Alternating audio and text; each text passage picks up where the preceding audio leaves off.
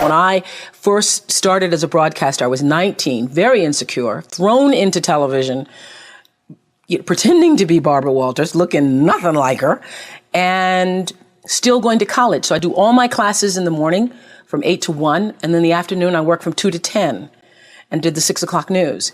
And would stay up and study and all that stuff, until 1, 2, or 3 o'clock in the morning, and then just start the routine all over again. And my classmates were so jealous of me that I remember taking my little $115 paycheck, and at the time I thought it was really a lot, but taking $115 and trying to appease them. I would anytime anybody needed money, I was always offering, oh, you need $10, or taking them out for pizza, ordering pizza for the class and things like that. That whole disease to please. That's where it was the worst for me, I think, because I wanted to be accepted by them and could not be. Because first of all, I didn't have the time. They wanted me to pledge, and I didn't have the time to pledge. I didn't have the time to be a part of all the other college activities or a part of that whole lifestyle. And it was very difficult for me socially, really one of the worst times of my life, because I was trying to fit in school and be a part of that culture, but also trying to build a career in television. It's very difficult for me to even see myself as successful, because I still see myself as in the process of becoming successful. To me, successful is getting to the point where you are absolutely comfortable with yourself, and it does not matter how many things you have acquired. The ability to learn to say no and not to feel guilty about it, to me, is about the greatest success I have achieved. The fact that I have, in the public side, done whatever is fine. It's all a part of a process for growing for me. But to me, to have the kind of internal strength and internal courage it takes to say, no, I will not let you treat me this way, is what success is all about. It's the same thing that prevents you from being abused as a child, that prevents you from being abused as an adult, that allows you to build success for yourself. I will not be treated this way. I demand only the best for myself. You are worthy to say no. That it's okay if you say no. It's okay if you say no and then people don't like you. That's really okay. The important thing is how you feel about what you're doing, how you feel about yourself. It's a long struggle, though. It's a long struggle. And I'm just hoping that, in the work that I do on the show and the speaking that I do around the country, and that young people who are watching this can get the lesson sooner than I did. Because it's painful, because you keep repeating it over and over and over until you get it right. And what I found is that every time you have to repeat the lesson, it gets worse. Because I call it God trying to get your attention, the universe trying to get your attention. So we didn't get your attention the first time, so we're going to have to hit you a little harder this time. So I'm still doing it. I'm still learning. Create the highest, grandest vision possible for your life, because you become what you believe. When I was a little girl, Mississippi, growing up on the farm, only buckwheat is a role model, watching my grandmother boil clothes in a big iron pot through the screen door because we didn't have a washing machine and made everything we had. I watched her and realized somehow inside myself and the spirit of myself that although this was segregated Mississippi and I was colored and female, that my life could be bigger, greater than what I saw. I remember being 4 or 5 years old. I certainly couldn't articulate it, but it was a feeling, and a feeling that I allowed myself to follow. I allowed myself to follow because if you were to ask me what is the secret to my success, it is because I understand that there is a power greater than myself that rules my life. And in life, if you can be still long enough in all of your endeavors, the good times, the hard times, to connect yourself to the source. I call it God. You can call it whatever you want to, the force, nature, Allah, the power. If you can connect yourself to the source and allow the energy that it is your personality, your life force, to be connected to the greater force, anything is possible for you. I am proof of that. I think that my life, the fact that I was Born where I was born, in the time that I was, and have been able to do what I've done, speaks to the possibility, not that I am special, but that it could be done. I remember when I started the school and I said to my beloved friend, Maya Angelou, I said, Maya, I'm just so proud that I was able to create this school. And I said, this is going to be my greatest legacy. And Maya said to me, you have no idea. Right.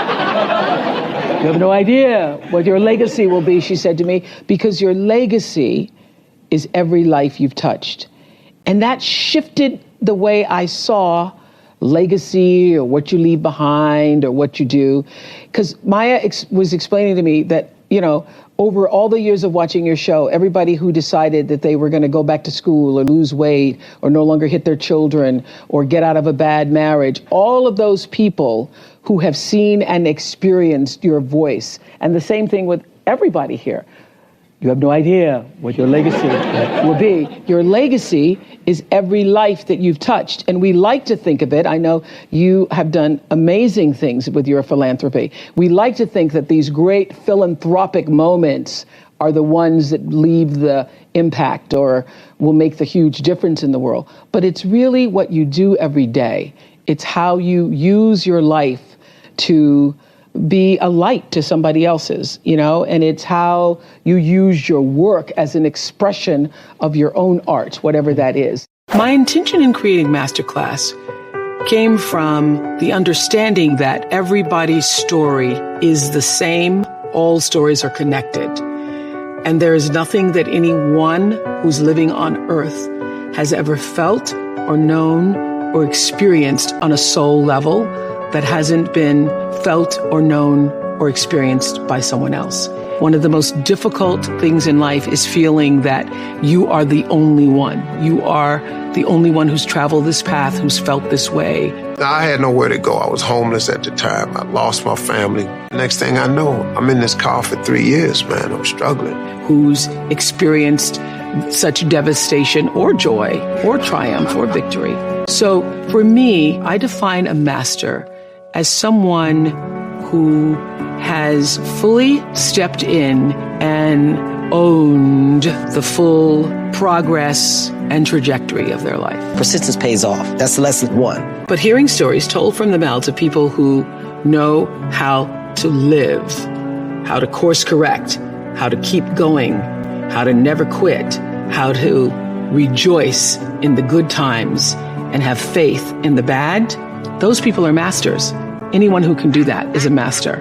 And their ability to share their stories only helps the trajectory of others who listen. What I learned going to a beauty salon and asking them after the news director had told me that my hair was too thick and my eyes were too far apart and I needed a makeover. And sitting in a beauty salon, in a French beauty salon, allowing them to put a French perm on my black hair and having the perm burn through my cerebral cortex and not being the woman that I am now, so not having the courage to say, this is burning me. And coming out a week later bald and having to go on the air.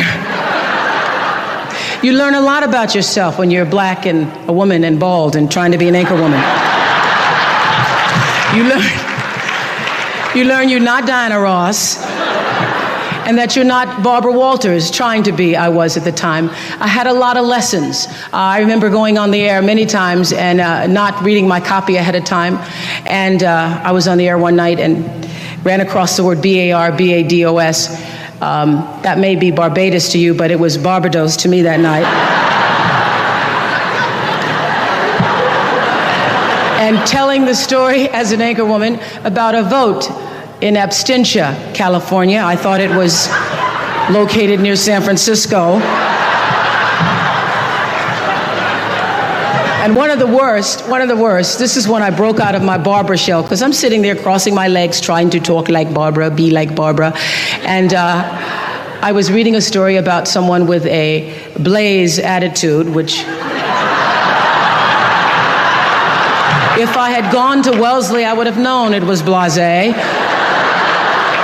And I started to laugh at myself on the air and broke through my Barbara shell.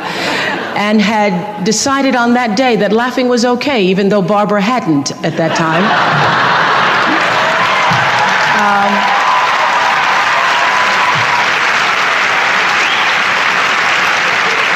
And it was through my series of mistakes that I learned that I could be a better Oprah than I could be a better Barbara. And I allowed Barbara to be the mentor for me, as she always has been. And I decided then to try to pursue the idea of being myself. And I am just thrilled that I get paid so much every day for just being myself. But it was a lesson long in coming, recognizing that I had the instinct, that the inner voice that told me that you need to try to find a way to answer to your own truth was the voice I needed to be still and listen to. Get this is just, remember this, because this will happen many times in your life. When people show you who they are, believe them the first time, not the 29th time.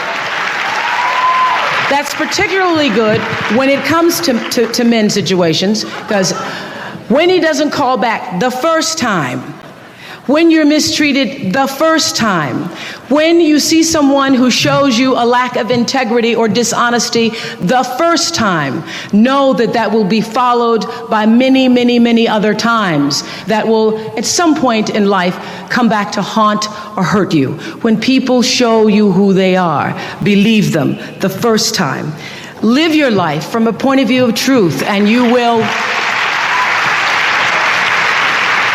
live your life from truth, and you will survive everything. Everything. I believe even death.